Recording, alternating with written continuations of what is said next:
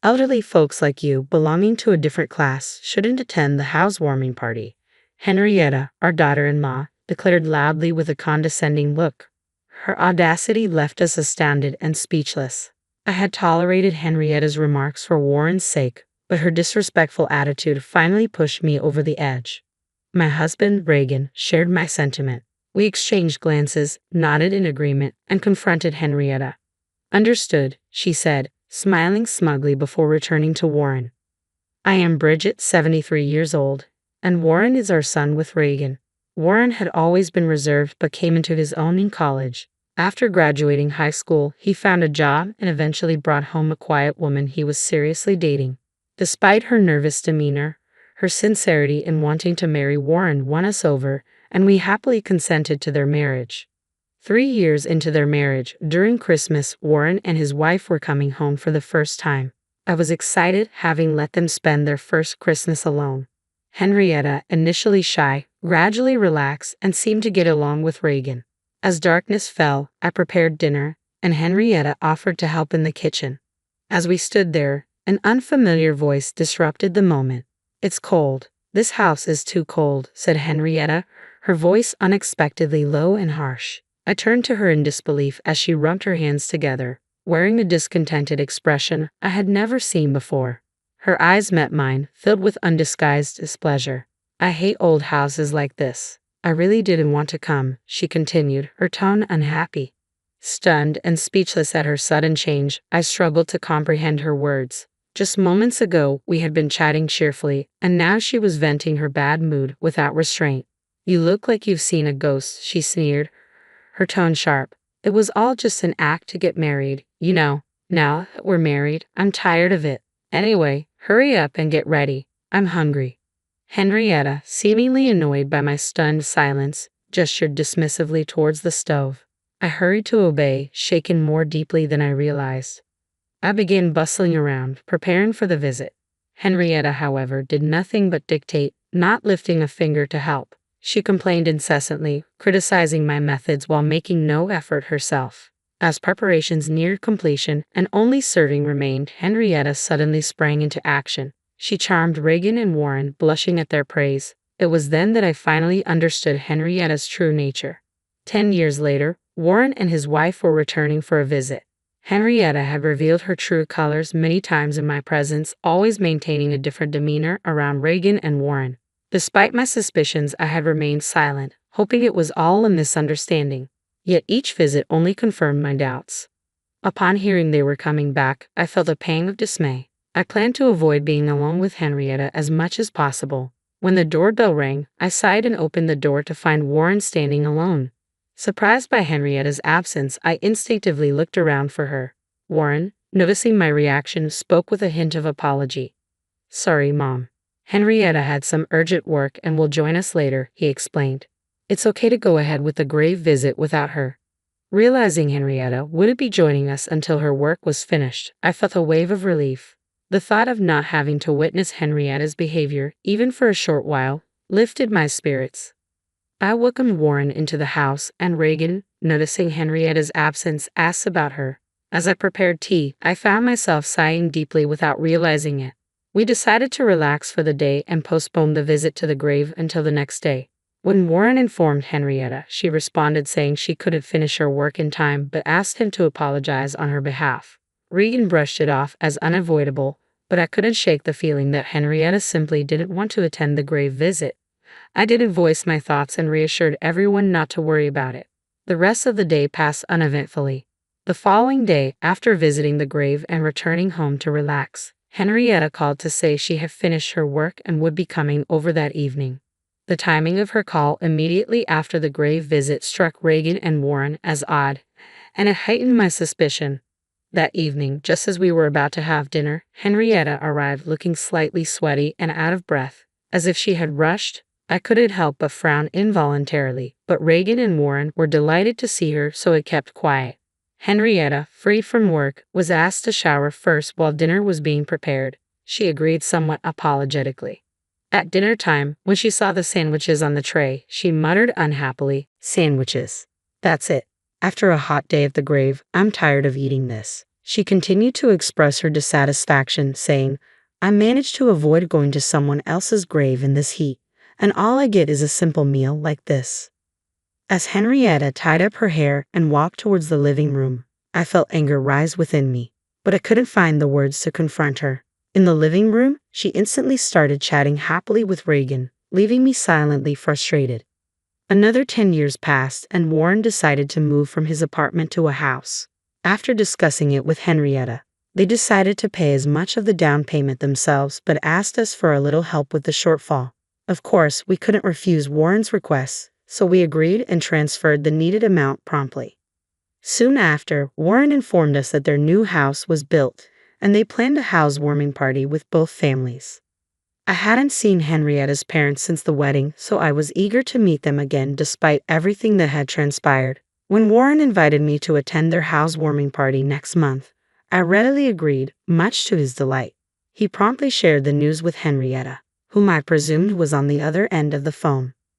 A few days later, Henrietta unexpectedly visited alone. I was surprised by her unannounced appearance and opened the door without realizing who it was. "Who is it?" I asked, looking up to see Henrietta with an unhappy expression. Taken aback, I hesitated before inviting her in. She quickly checked for keys at the entrance and pushed past me arrogantly, heading straight into the living room. She must have noticed that Reagan's keys were not there, indicating he was out for his daily walk and wouldn't be back for a while. Feeling somewhat trapped, I followed her into the living room. Henrietta stood there, waiting for me without sitting down. Before I could even close the door, she glared at me and spoke sharply. "Bridget, about the housewarming party. It's a nuisance, so could you please not come?" she demanded abruptly. "What are you suddenly talking about?" I responded, taken aback by Reagan's absence. Henrietta, crossing her arms, began speaking in a high-handed manner. "You're planning to talk to my parents about me, aren't you?" she accused, glaring at me with evident disgust. It was clear she didn't want her parents to know about her behavior. She must have deliberately chosen a time when Warren was at work and she had a day off, knowing Reagan's routine of taking walks. Henrietta was indeed cunning. I had no such intention, but now that you mention it, it might not be a bad idea, I replied calmly. Henrietta frowned in annoyance. "It's no joke. I married Warren because he's good-looking and earns decently. I don't want to deal with annoying relatives," she explained bluntly, revealing her true reasons for marrying Warren. Her expression froze when she saw my astonished face. As I pondered Henrietta's strange behavior, the living room door opened behind me. I turned around to see Reagan, looking surprised as he observed Henrietta. Realizing her conversation with me had been overheard, Henrietta clicked her tongue but decided to brazen it out. "Anyway, elderly folks like you, being of a different class, shouldn't come to the housewarming party," she declared with audacity that left us astounded and at a loss for words. I had finally reached my limit with Henrietta, who dared to say such things even in Warren's absence. I had kept silent for Warren's sake until now, but I could no longer overlook her behavior. My husband Reagan seemed to share my sentiment. We exchanged glances, nodded in agreement, and calmly told Henrietta that we understood. Satisfied, she smiled and went back to Warren. Left behind, we felt suddenly weary and sat down on the sofa. On the day of the housewarming party, we decided not to go to Warren and his wife's home. We hadn't told Warren anything about the incident with Henrietta. Naturally, he must have expected us to arrive. Sipping coffee with Reagan at a cafe, I pondered this situation. Suddenly, Reagan's phone rang. He got up, answered the call, and stepped out of the cafe. I quickly paid the bill and followed him to the car. Reagan switched his phone to speaker mode so I could hear Warren's voice too. "Dad, something strange is happening. All my relatives have suddenly made other plans and you and Mom haven't arrived yet. Even Henrietta's relatives are canceling one after another. What's going on?" Feeling guilty about Warren's anxious tone but deciding to play dumb, we exchanged glances. "Who knows what Henrietta's saying?" Reagan asked casually, his acting so natural that it surprised me. Noticing my reaction, Reagan winked and gestured to keep it a secret. Suppressing a laugh, I covered my mouth. Henrietta seems confused too. "Oh, another call's coming in. I'll call back later. Be safe coming over," I said, trying to sound casual. Warren still seemed to expect our visit, which made me feel guilty, but I convinced myself it was necessary to make a point to Henrietta. Then my phone rang. It was a relative who was supposed to attend today's party. Feeling apologetic but engaged in conversation, I chatted for a while. Meanwhile, Reagan's phone rang again. This time it was Warren. Reagan switched to speaker mode and answered. Dad, I just spoke to Henrietta's mom. What's going on? If you can still come, please do right away. Warren's voice sounded strained, almost on the verge of tears, which tightened my chest. Reagan glanced at me with concern. After a nod from me, he reassured Warren. We understand. We'll be right there. Calm down, Reagan replied soothingly. Warren sounded relieved and hung up. We were at a cafe near Warren's new home, so we drove there immediately. Upon arriving and ringing the doorbell, Warren rushed out to greet us. Behind him, Henrietta stood glaring at us with furious eyes. Once inside, Warren ushered us to the living room where we settled on the sofa. Eagerly, Warren began to ask, I didn't expect you to arrive so soon. Where were you? What's going on? All our relatives are angry, Henrietta's relatives are apologizing, and I have no idea what's happening. Calm down, Warren. First of all, congratulations on your new home. I began, trying to soothe him. I'll explain everything. Turning to Henrietta, who sat silently, I continued, You know why we're the only ones here, don't you? What do you mean? Henrietta feigned ignorance, prompting a slight sigh from me before I continued. It seems you didn't want us here, but given the current situation, your worries are over, I explained calmly. What does that mean? Warren sounded confused, his brow furrowing. I smiled slightly and continued, Both your relatives and ours know everything now. Unfortunately, your plans have failed. You've already been reprimanded by your relatives, haven't you? A low growl unmistakably from Henrietta interrupted. Reagan and I were astonished to hear her reaction for the first time, but I ignored it, maintaining eye contact with Henrietta. Now that your true nature is exposed, why don't you just accept it? I asked. I didn't invite you. Henrietta's voice was quieter now, making Warren lean in closer to hear her repeat herself. Suddenly, Henrietta raised her head, stood up, and began to yell, I didn't invite you. I told you not to come. Why did you come anyway? And spreading lies among the relatives, framing me, is that fun for you? Taken aback by her intensity, Warren recoiled. I sighed as Henrietta continued to insist she was the victim. Mobile phones are so handy, aren't they, Henrietta? I nodded at Reagan, who took out his phone, operated it, and then looked at Warren. I just wanted to marry Warren because he's good-looking and earns decently. I don't want to deal with troublesome relatives. Anyway, elderly folks like you, being of a different class, shouldn't come to the housewarming party. Henrietta's words from that day played from Reagan's mobile phone. Henrietta turned pale and glanced at Warren. After hearing the playback, Warren slowly turned to Henrietta, his mouth agape. Henrietta tried to deny it, but what excuse could she give after that recording? The weather turned bad, so I cut my walk short and came back only to hear this incredible conversation. I couldn't help but record it, Reagan explained regretfully. Warren looked at me for confirmation, and I nodded firmly. I couldn't believe it at first either, Warren, but the truth is there in the recording. Henrietta's true feelings and her last words were said despite my presence. It's hard to escape now, Reagan said, fixing his gaze on Henrietta.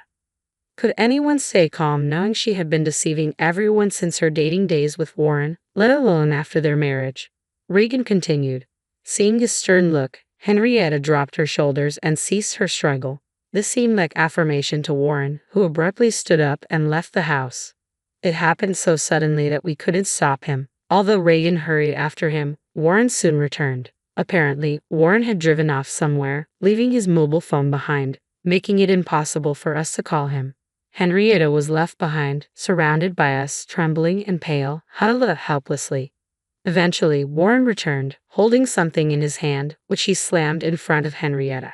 Send the divorce papers and leave, he said quietly. Henrietta looked up at Warren, her mouth agape, but Warren repeated himself. He took a pen from the holder on the table and began to fill in his part. After finishing, Warren forced the pen into Henrietta's hand and tapped on the divorce papers. Come on, sign and leave, he said forcefully. Overwhelmed, Henrietta, though frightened, filled in her part. She looked at Warren when finished. She looked at Warren when finished, but he avoided eye contact, checking for any missing details. Finding no errors, Warren forcefully made Henrietta stand up and dragged her to the front door. He pushed her outside, ignoring her attempts to cling to him and throwing her bag outside. It's late, so I'll submit this tomorrow. Don't ever come back to this property, Warren said, slamming the door shut and locking it. Henrietta's pleading voice could be heard from outside, but Warren ignored it and turned to apologize to us. "I'm sorry for the trouble. I had no idea she was like that." We could say nothing to his deep apology, just embracing him. Before long, Henrietta's voice faded away. We decided to stay at Warren's new home that night. The next morning, Warren submitted the divorce papers first thing, and his divorce from Henrietta was finalized. Concerned about his heartache, we chose to stay another night. That evening, with a somewhat calmer Warren, we discussed everything that had happened. As we recounted the past events, Warren listened with clenched fists. Regan, who was also unaware of these details, placed his hand on my shoulder as I spoke. Then, we revealed the truth about the current situation after Henrietta had left, telling us not to come. I learned that Regan had spontaneously recorded the conversation. Together, we decided to inform Henrietta's parents. When we called and explained the situation, Henrietta's parents initially were in disbelief but changed their attitude and kept apologizing after hearing the recorded audio. Angry about their daughter's misdeeds, they intended to inform the relatives who had planned to attend the housewarming party not to go. After hanging up, we discussed and decided to do the same with our relatives. They too were furious and said they wouldn't attend. That is how the current situation unfolded. Hearing all this, Warren's shoulders drooped again, worried but unable to do anything. We decided to spend another night. The next day, Warren came into the living room looking relieved and shared what happened the previous night. He had apparently contacted his former in-laws. Henrietta was now at her parents' home, being disowned and facing eviction. They also planned to bring alimony, which would be imposed on Henrietta as her debt. While Warren felt this was not enough, he seemed more settled than expected. After returning home, we immediately started packing up our old house. Now dated, it was set to be handed over as the house was being remodeled for us to live in together. Since Warren was at work during the day, the renovations were scheduled to take place then. Though costly to modify a newly built home with some financial gain from the recent events and our help, the decision was made. While waiting for the house's remodeling, we were happily clearing out our old home. I am a 25-year-old male and the youngest of 4 kids in my family. My mom, 52, and dad, 54, have 4 children: Michael, 31, Sarah, 28, my twin brother Carl, 25, and me. 8 years ago, I was disowned by my family, but recently they have invited me, my wife, 27, and our daughter, 1, for Christmas. After getting conflicting advice from my friends, one of my buddies suggested I post my dilemma here to see what random internet strangers would say. For context, growing up, I was the black sheep of the family, and I knew that from a very young age. My family is full of athletes. My dad was a star basketball player for his school. My mom played volleyball, Michael played soccer, Sarah played softball, and Carl was the star running back for the football team. I was never really interested in any of those physical sports. Instead, I was interested in archery, which my family called a wimpy sport. My parents were always invested in my siblings and rarely attended my events. I basically had to beg them to come to my tournaments. Between the ages of 14 and 16, I participated in about 20 archery tournaments, but my parents only showed up to one. I was never neglected by them, but they were never emotionally there for me as they were for my siblings, and as a teenager, I resented that. Whenever I tried to bring this up to them, they would always call me an attention seeker. However, this is not why I was disowned by my family. When I was 15, I began dating Amy, now 25, who was in the same grade as me at that time. After about 6 to 7 months of dating, I introduced her to my folks and my siblings, and they really liked her. I know I was young, but I could see myself having a future with her. Almost 2 years later, one of Amy's ex-friends told me that she had been cheating on me for a couple of months. At the time, I didn't know who the guy was, but after confronting her, she told me that it was my twin brother. She basically told me that while at first she loved me, the love she had for my brother surpassed that. Later that day, when I confronted Carl at home, I was so enraged that I sucker punched him and knocked him out. I admit that I should not have gotten violent, but years of resentment towards him and the rest of the family just burst open. In exchange for my family not pressing charges on me, as I could have been tried as an adult in court, I was sent to live with my paternal aunt, 48, who at this point was estranged from the family and lived in another city about 2 hours away. From then on, I have not had any contact with them. At first, it was tough. But later on, with support from my aunt and her husband, 48, I moved on from wanting a relationship with them. I transferred to a different high school and attended a university in my aunt's city, graduating as an electrical engineer. I later met my wife and got married to her.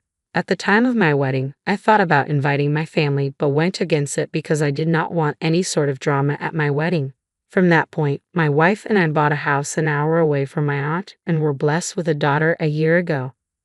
About a week ago, I received a Facebook message from my mother and father wanting to reconnect over Christmas at their house. I told them that I would consider it as I possibly had other plans but would give them a clear answer soon. Later on, both Michael and Sarah sent me friend requests, which felt weird to me.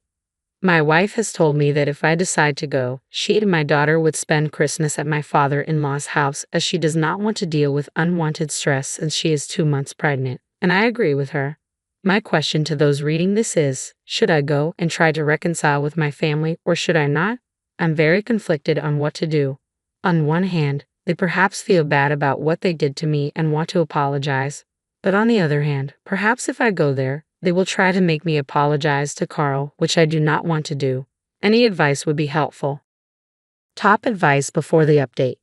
I think you should go another time. Spend Christmas with your wife and child.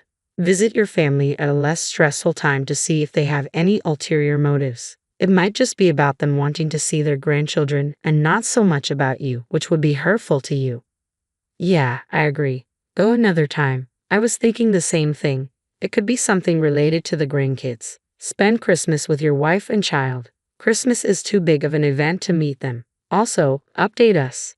I can't get this post out of my head. I can imagine a parent kicking out their child who was betrayed by their other child. They might want to reconnect due to money, the grandchild, I don't know.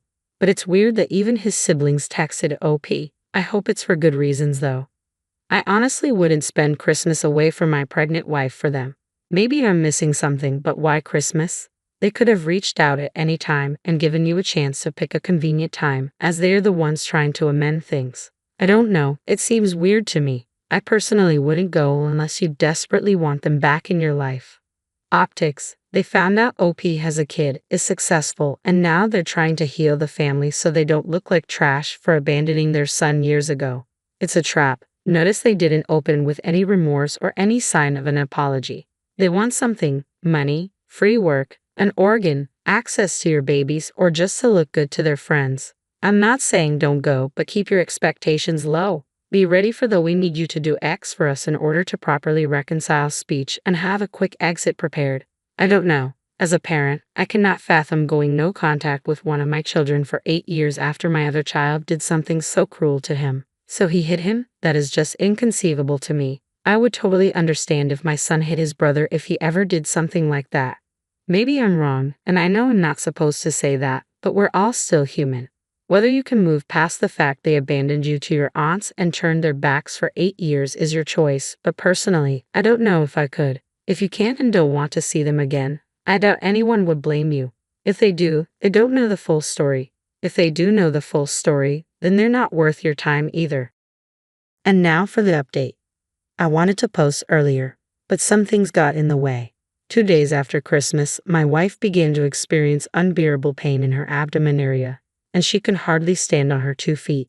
My sister-in-law, 30, and I rushed her to the hospital where we found out that my wife had suffered a miscarriage and that the fetus had to be removed right away.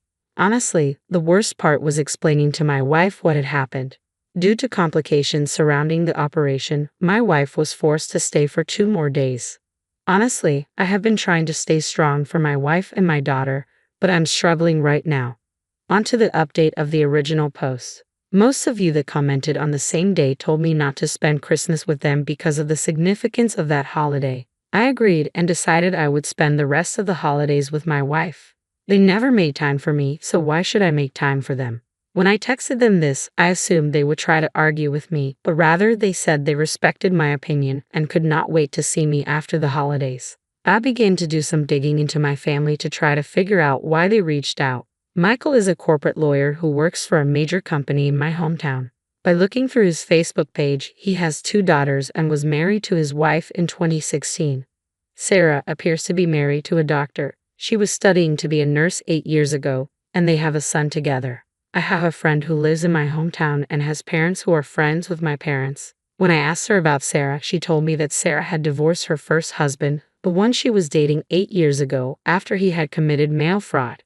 Carl got married to Amy right after high school, and they have 2 kids together. I cannot exactly figure out what he or his wife does for a living through Facebook, but judging that they bought a big house last year in the midst of a pandemic tells me they're not really struggling. My dad seems to be going through a midlife crisis, and my mother is really into the wellness community. Then I began to list the reasons why they might have wanted to reach out to me now. Money. 8 years ago, my parents' combined salary was higher than my wife's and my salary. Given that my siblings are not struggling financially, money might not be the reason. Organ donation. This could be the case, but it seems unlikely. A commenter suggested that Carl, given he is my twin, would be my most likely match, but this seems unlikely because he was tagged in a Facebook post. My paternal grandpa, 79 male, and grandma, 76 female, had 4 children. My dad was the second oldest, and my aunt was the third. After college, my aunt came out to her parents as bisexual and began dating her girlfriend. My grandparents immediately disowned her and refused to have any contact with her. However, about 4 years ago, my grandpa began to reach out. About a month ago, my grandpa had been asking about me, what I was doing in life, and whether I was married or had kids. My aunt responded by calling my grandpa out for wanting to know about me after he supported Carl for what he did. That is when the whole situation changed. My grandpa told my aunt that it was because I had cheated on Amy with one of her close friends, so I deserved to be estranged. My grandpa is a religious nut, so he looks down on cheating. He had been told by my family that after the friend who I allegedly cheated with confessed to Amy, she went to Carl and Sarah for support and comfort. When I found out about this, I confronted and brutally attacked Carl and Sarah. While Sarah was the one who tried to break me and Carl apart, I did not lay a finger on her, and I did not do that to Carl. When my aunt was telling me this, my jaw dropped. I could not believe that they hated me so much that they were willing to make up a terrible lie about me and spread it around. My aunt later told Grandpa the full truth about what truly happened, but my aunt told me he was shocked because he always thought Carl was a good kid. My grandpa then asked my aunt for my number, which she declined to give. I figured out why my parents and siblings wanted to get in touch with me. It turns out my grandpa had told my parents and siblings that if they did not apologize for what they did to me and have me over for the family Christmas dinner, they would be cut off from his will. For context, he is a multimillionaire. So that is why they reached out to me, not to apologize for how they all wronged me in the past, but rather because if they did not, they would not get anything from Grandpa. What a bunch of greedy people. After hearing about this from my aunt, I decided to block all of them. Why should I respond to them at this point? All of them are dead to me. I have a wife to support after what she went through and a family that respects me, including my in-laws. However, this does not end here. 3 days after New Year's Eve, I received a call from an unknown number on my work phone. I'm used to getting calls from unknown numbers because of my career. But when I picked up, I heard my grandfather's voice. He most likely got my number from my company website. The first thing he did was apologize for not trying to get in contact with me for the past 8 years. He told me he was sorry that he could not be there for important events such as my graduation, wedding, and the birth of my daughter. I was not really close to him before, so him cutting me off did not bother me. Later in the call, he told me he was so disgusted with the rest of my family that he is cutting them off as well and adding me to the will. I honestly do not know how to feel about that, as the money would be helpful, but at the same time, I do not want him to use this as a way to force a relationship between me and my daughter. We talked for about half an hour. The way the call went made me think that perhaps I could build a good relationship with my grandpa. But then he told me something that got me really pissed. He told me that he was disappointed that my daughter had not taken the family name. For context, after I got married to my wife, the issue of what last name to use as a couple came up. For some legal reasons, I wasn't able to change my last name to my wife's last name, but we decided as a couple that all of our future children would have her last name. At this point, I unloaded on my grandpa, calling him a senile old man and many other hurtful things, and told him to never contact me ever again. The audacity of this man to say that after what I went through is something I will not let slide. He cannot use the money I might receive in the will to control me. Even if I receive the money, I will donate it to a local charity. But he is a man of false promises, so this is unlikely. These past few weeks have been really tough for me, and I hope to make it to the other side. My wife has privated her Facebook account, and my in-laws have done the same. What they will do to try to contact me is beyond me. Hell, they would probably hire a private detective to try to find me. I believe they do not know where we live. But you never know. I've thought about getting a restraining order, but given that there are lawyers within the family, getting a restraining order will be hard. I did not really get any time to answer any questions given in my last post before it was deleted for some reason. I will do my best to answer any questions for the next day or two, but after this, I'm done using the site for a while. Thank you for all your advice, and I wish you all the best in this new year. Thank you. Sorry for your loss. I hope your wife gets well soon. Your family is having a difficult few weeks. Don't let those people get to you. I have to say, besides Grandpa's awful comments about the last name, at least the truth is out that makes those people look bad. Grandpa can keep the money if it comes your way. Before you do something, think about it when you are calm. You chose good people to be your family, your wife, daughter, in-laws at the end. They're all that matter. The others can go to hell. I'm sorry for what you've been through and for the loss of your child. Remember, you have support and a family that loves you. You are wanted and loved by them, even if your parents and siblings aren't those people. You are not alone. Seek professional support and help for yourself and your wife. It's a lot you've gone through. Unfortunately, due to the new variant, it has been delayed. Offloading on your granddad might have convinced him that your aunt was full of crap and to give your family their inheritance, especially since they tried to convince him that you're some barely contained psycho and you offloaded at the first disagreement with him. You were well within your rights to be offended, but you just cut off your nose to spite your face there. The guy must be old and is going to have old-fashioned values. Did you try explaining that it's something that's done in society nowadays, or did you see red immediately? To be honest, you've had a really rough time of things, and I imagine that must have been the straw that broke the camel's back, right? I just figured you might. I caught my husband in the act of cheating, an experience I never thought I'd have. Most people would likely confront their spouse upon discovering evidence of infidelity, but I stumbled upon the truth firsthand in a setting I never anticipated, surrounded by unsuspecting witnesses. Suspicions about their relationship had lingered in my mind, but nothing prepared me for witnessing my husband's betrayal so publicly. My name is Christina, a stay-at-home mom to a 6-year-old son. On the day of the incident, my husband had a rare day off, and we had plans for a family outing. However, when I awoke, he was already gone. A message informed me he was tending to his feverish sister, and with no one else home, he expected to return in the evening. As the message came through, a heavy sigh escaped my lips. I had promised my son a day of fun at the amusement park, and he had eagerly anticipated it since the day before. I knew my husband had been shouldering a significant workload lately, immersed in a major project for the past 6 months without respite. This day was meant to be a rare opportunity for our family to bond. Instead, he chose to attend to his sister's needs. She supposedly had a fiancé, rendering her capable of managing on her own. Yet my husband's penchant for playing caretaker to his sister prevailed. It wasn't the first time his sister's needs took precedence over our family plans. His fixation on his sister had always unsettled me. He once admitted that he was drawn to me because of my resemblance to her, coupled with my supposedly exceptional qualities. While I acknowledged his sister's beauty and kindness when I met her long ago, being likened to her always left me feeling uneasy. It seemed the highest compliment he could offer, but the underlying implications left me feeling uncomfortable. My husband used to express his desire for both a son and a daughter, often initiating intimacy. However, since the birth of our son, there's been a noticeable decline in our physical connection to the point where it's non-existent now. Considering our youth and my husband's prior enjoyment of intimacy, suspicions arise that he may be seeking it elsewhere. Betrayal is one thing I could perhaps forgive, albeit reluctantly, but what troubles me more is his consistent absence, even on days off like today. Spending time with our child should be a natural inclination, yet he seems indifferent. Our son, deeply attached to his father, becomes distraught when he's absent. Despite ample opportunities, my husband fails to engage with our son, neglecting simple gestures like birthday gifts or attending school functions. Instead, he retreats to his room, engrossed in endless gaming sessions, disconnected from family life. If this continues, our once close father-son bond risks fading into unfamiliarity. I grew increasingly skeptical of my husband's claims about being engrossed in a major project, considering his prolonged absences from home. Seeking clarification, I reached out to a former classmate employed at the same company.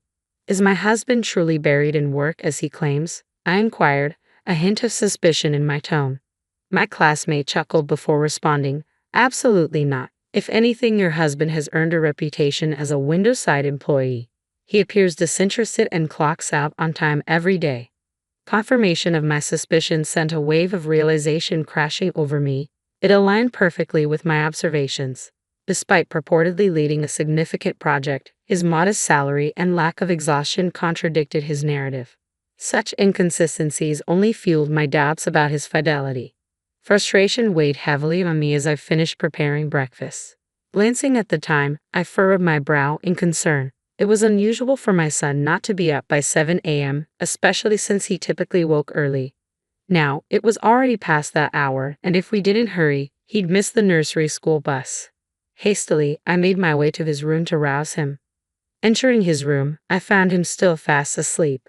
It's morning, sweetheart, time to wake up, I called out, expecting a swift response. Instead, all I heard was a strained groan. Alarmed, I reached out to touch his forehead and was met with intense heat. Anxiety surged through me as I gently shook his shoulder, urging him to wake. Mama, I can't breathe, he murmured weakly, his words sending a chill down my spine. Panic threatened to consume me as thoughts raced through my mind. With news of an outbreak at the nursery school circulating, dread seized me. Could my son be afflicted too? Reports of children succumbing to the illness only heightened my fear, and I dreaded the possibility of losing him. In a frantic bid for help, I reached for my phone, dialing my husband's number repeatedly. Yet each attempt went unanswered, leaving me to grapple with fear and uncertainty alone. Without a moment to spare, I bypassed waiting for an email response and reached out to my mother for urgent first aid guidance. With her nursing expertise, she was my go-to expert in moments like these.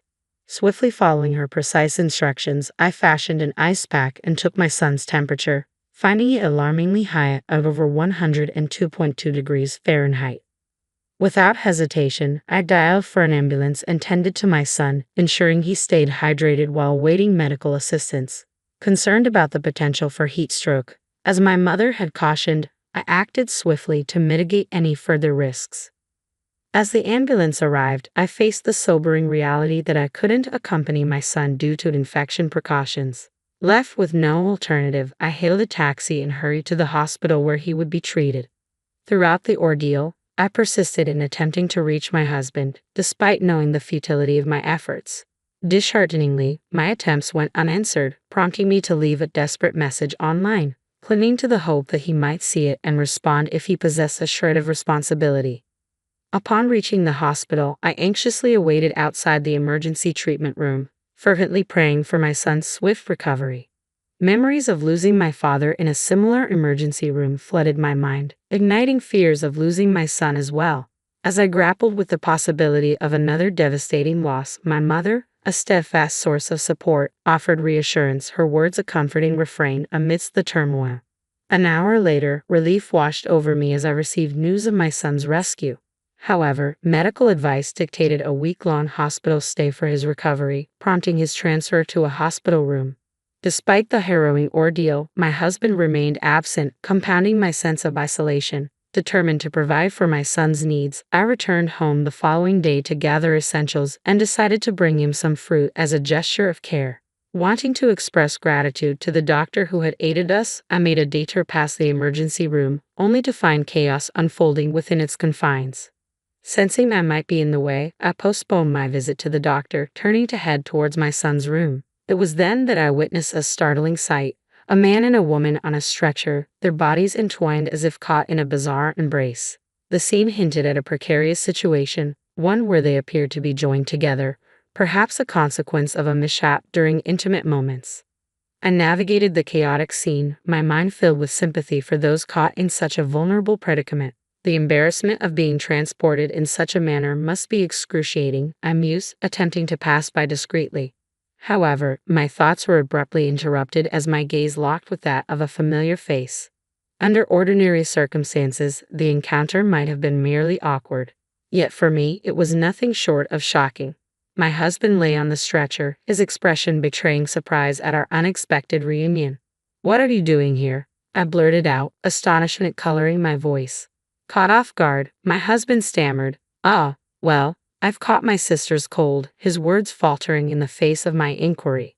Confusion clouded my mind as I grappled with the surreal coincidence of encountering my husband in the same emergency room where our son had been admitted just the day before. Questions swirled in my head as I watched him being transported, unclothed, alongside another woman. Who was she, and why were they together? Amidst my bewilderment, my gaze met the eyes of the woman accompanying my husband. Despite the chaos, a flicker of recognition sparked within me. Even in my state of disarray, I couldn't deny the truth staring back at me. This woman was my husband's mistress. As I glared at her, a familiar voice cut through the tumult, pulling me from my thoughts. "Why on earth is Christina here?" the voice exclaimed. Recognition dawned upon me. Of course, the woman beside my husband was none other than Brenna, his sister. Time seemed to stretch out endlessly as I processed the surreal unfolding of events. Suspicions of my husband's deceit had simmered within me, but I never anticipated this revelation. Even if he had come to check on our son, his entanglement with another woman, especially his own sister, was beyond comprehension. Despite the urge to confront them immediately, the sight of my husband and his sister being wheeled away on a stretcher forced me to restrain myself. I knew they couldn't evade scrutiny, so I resolved to address the situation later. Suppressing the surge of emotions, I redirected my focus to my son, the initial reason for my visit. With a heavy weight settling in my chest, I sought solace in his room, attempting to untangle the jumble of feelings swirling within me. When I checked my phone, it was flooded with messages from my husband, each one attempting to gloss over the situation. Notably absent was any mention of our son's hospitalization. Deciding to continue ignoring him, I waited patiently for another hour. Soon enough, the doctor who had tended to my son the previous day appeared. Their smile was reassuring as they delivered the news. "Your son is doing remarkably well. His recovery is progressing faster than anticipated. His fever has subsided and his condition has stabilized. Initially, we were concerned about the possibility of infection, but it seems he was suffering from heat stroke in addition to a cold." The doctor's praise for my actions brought a sense of validation, even though I knew much of it was owed to my mother's guidance. I made a mental note to express my gratitude to her, perhaps with a thoughtful gift of fancy meat next time. I offered a deep bow of gratitude to the compassionate doctor before me, though beneath my relief for my son's improving health, a storm of anger brewed within me. It was clear that I was about to confront a significant ordeal. As I struggled to contain my emotions, my son's innocent remark about my stern expression snapped me back to composure. I quickly donned a smile for his sake. "Mama's face is just pretending to be scary. I'm not scared," I reassured him before stepping away with a promise to return soon. Exiting the hospital, I braced myself for the impending conversation with my husband, who had bombarded me with over 100 missed calls. The moment he answered, a torrent of excuses spilled forth. It wasn't what it looked like. "There's an explanation," he'd insisted, attempting to justify his actions. His misplaced priorities only fueled my frustration. Shouldn't his foremost concern be our son's well-being? There's no way a man so absorbed in such a despicable act with his own sister, neglecting our son's well-being, could ever truly care, I muttered to myself, the bitterness evident in my voice. With a husband like him, I feared for our son's future. Recognizing the bleak reality of my husband's character, I made the difficult decision to divorce him. Despite the challenges ahead, I was determined to navigate them for the sake of my son. Turning to face him, I unleashed the pent-up anger that had been simmering within me. "So, while our son was suffering, you were preoccupied with that, weren't you? Indulging whenever you had a moment to spare, and with your own sister, no less." "It's utterly repulsive," I spat out at him. He stood speechless, unable to offer a defense. Pressing on, I delivered my final blow. "Oh, and just so you know, I've already informed your parents. I won't involve your company, for now. It would be a shame if you couldn't meet your obligations for alimony and child support. Goodbye," I concluded, severing ties with my husband with those parting words. 3 days later, my son made a full recovery, surpassing all expectations. With the discharge process complete, I returned home, embracing my beloved son's restored health. Naturally, my husband was nowhere to be found. In the aftermath of the ordeal, my husband sought me out to offer his apologies in person. Yet, as he pleaded for forgiveness, I solemnly handed him the divorce papers I had already prepared and signed. This wasn't an isolated incident, I responded, my voice devoid of warmth. I know the truth now. Your sister confessed everything. I anticipated my husband's reluctance to accept the reality of our situation, knowing that our path to divorce wouldn't be easily agreed upon. To confront him and ensure his silence, I decided to approach his sister, who was complicit in the affair. Congratulations on your upcoming wedding ceremony with your boyfriend, I began, masking my disdain with forced politeness. Thank you. I was actually thinking of crafting a clever story to share the news. Would you like to hear it? She replied, oblivious to the gravity of the situation. Are you planning to disclose everything to everyone? I interjected, my tone sharpening. I want the truth to come out. It's time people see you for who you truly are, I retorted with a smirk, relishing the power of my revelation. Please, don't do this. It would destroy my life, she pleaded, a hint of desperation in her voice. Feigning contemplation, I maintained a composed smile as I proposed. I suppose I could keep this under wraps on one condition. How about you disclose every detail of your encounters with my husband? Then perhaps I'll consider staying silent, though rest assured, your brother will still feel the sting of betrayal. What say you? Without a moment's hesitation, my sister-in-law acquiesced, her desperation palpable. Please spare him the pain. I'll tell you everything, she confessed readily. Confronting my husband with the truth left him reeling, his beloved sister's betrayal cutting him to the core. Overwhelmed, he collapsed from the shock, only to awaken and promptly sign the divorce papers, burdened by the weight of his betrayal. Taking decisive action, I enlisted the aid of a lawyer to secure divorce, custody of our son, and the appropriate financial support. Though my husband initially balked at the demands, a whispered reminder of his potential exposure prompted his compliance.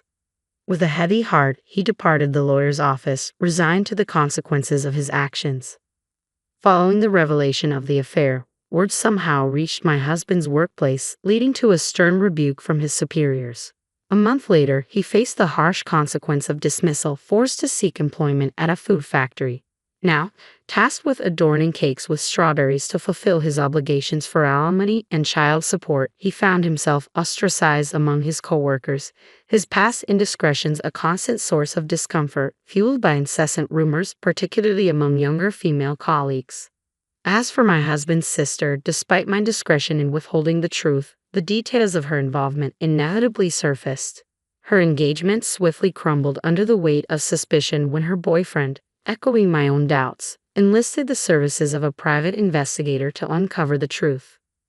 Following the shattered engagement, she found herself facing a hefty compensation demand, forcing her to seek employment at a nightclub to make ends meet. Recently, her ex-boyfriend, perhaps feeling a pang of remorse, handed her a compromising photo of their affair with a casual, "Keep it for when you might need it."